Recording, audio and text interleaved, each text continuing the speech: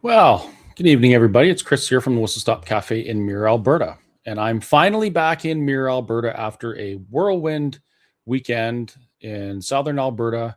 We drove to Rolling Hills on Saturday.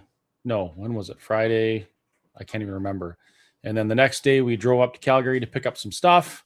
And then back to Brooks. And then the next day over to Rainier, back up to New Sarepta today, and finally back to the Whistle Stop Cafe for a book discussion with Ray McGinnis.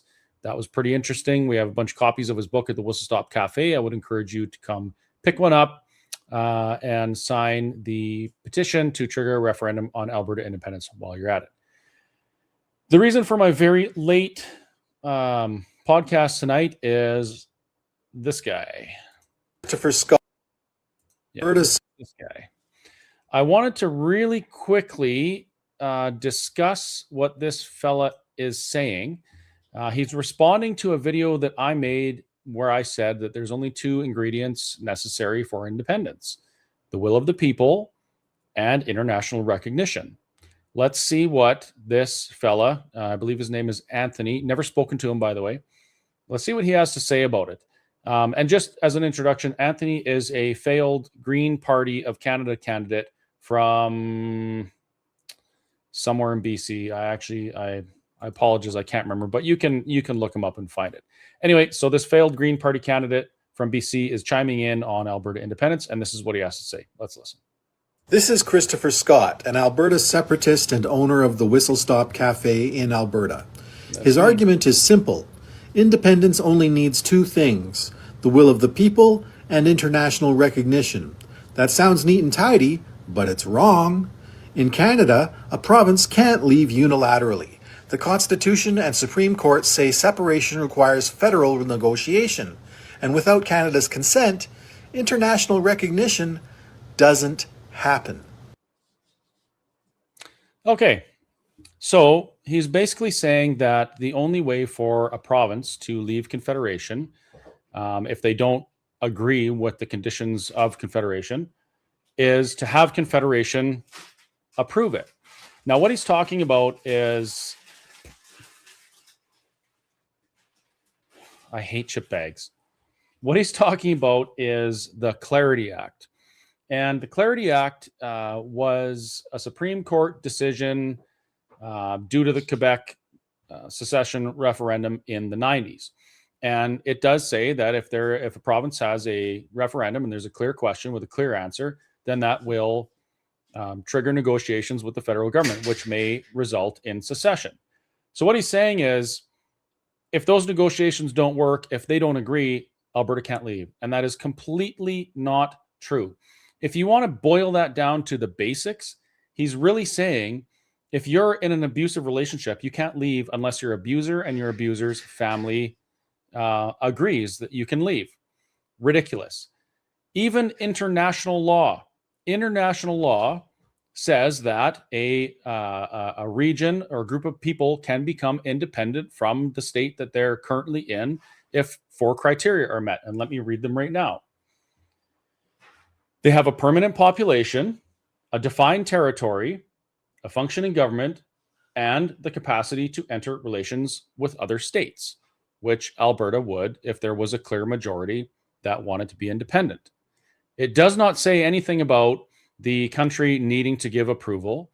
It does not say only if their constitution allows. It doesn't say any of those things. It's very, very, very clear. Constitutional consent is not required. You hear that? If the people of Alberta have a referendum and they say they no longer consent to be governed by the Canadian Constitution and Canadian law, and they have international recognition saying that they would recognize them as an independent state, the Canadian Constitution is irrelevant to Alberta. That's kind of the whole point. And, I do find it, I don't know if it's amusing or, I do find it amusing that so many people are chiming in and continuing to try and spin that narrative that Alberta requires permission. We don't. And if you don't believe me, hold my beer and watch us. there's no historical backing for what this guy is saying at all. Let me read just a little bit more here for you. Oh, I lost it. If you look across history, it isn't constitutions that create countries. It's countries that create constitutions. That's how it goes. The core problems that Alberta faces in Confederation are all based on the Constitution. They're all constitutional issues. That's kind of the point why Alberta needs to leave.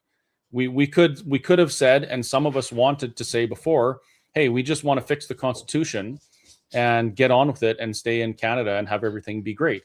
Well, that's not going to happen. And the reason for that is the Constitution has insane hurdles to open it, for starters. We've tried twice in Canada, Meech Lake and Charlottetown, both times failed.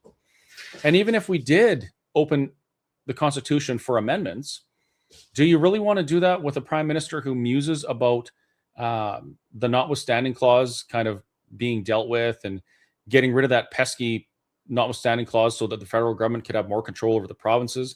Do you really want to open the Constitution when people like this and people in Parliament right now would prefer to make it so that Alberta could never legally pursue secession? Do you really want to open and change the Constitution with a prime minister that states in his book Values that the ordinary citizen needs to give up their rights or have their rights restricted in some fashion in order to survive? I really don't. I don't at all. And if you consider that Alberta was never asked in the first place if they wanted to join Confederation under those terms, neither was Saskatchewan. Why is it such a problem? Why do people have such a problem with Alberta making a decision now? It makes no sense. Anyway, there was more I wanted to talk about, but it's really late. I got to get to bed. I've had a really long weekend, but I wanted to make sure that I at least responded to that so that you knew, all of you folks that have been sending me that video in Facebook Messenger, I wanted you to know that what Anthony is saying has no evidentiary or factual basis whatsoever. And in this conversation, he loses as well, very similar to how he lost in the federal election as a Green Party candidate. So we're 2 for 2 there. Anyway, have a great night, folks. We will see you probably tomorrow. And we got a big day Monday. Don't forget that we're meeting in Calgary at the BMO Center, the Big Four, for a, what are we calling it? An event to do with Alberta independence. I'll be there, and I hope to see you there as well. Have a great weekend.